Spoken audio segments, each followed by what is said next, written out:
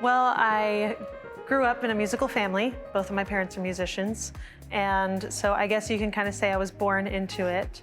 But immediately, once I started public school, I went to Tom Green and I was a part of the Children's Honor Choir.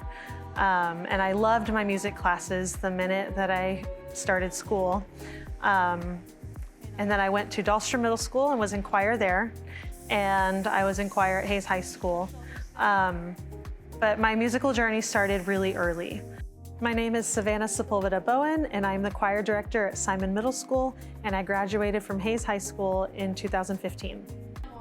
The biggest motivation for me becoming an educator was my teachers pushing me to my fullest potential. During my time at Tom Green, I became interested in learning an instrument, specifically piano. And I went up to my music teacher, Sarah Martinez, asking her if she would teach me piano.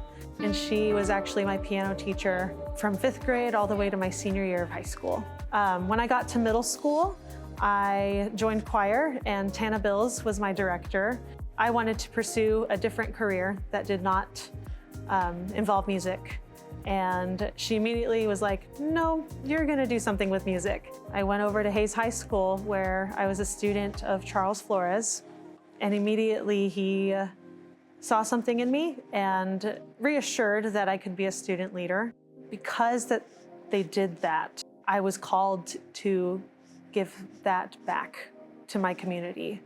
To me, being an educator is an act of service, and that is who I am as a person. And my teachers dedicated and served not only me, but their other students with so much passion and so much dedication. And it's only right that I give back to my community. I definitely see a little bit of myself in my students. And it brings me a little bit of laughter, a little bit of joy. But I definitely think back to my days as a student and think back to how my teachers were there for me. And so when I see my students and they remind me of me, I definitely want to make sure that I'm doing my job in providing them opportunities and moments for them to cherish in the classroom and out of the classroom.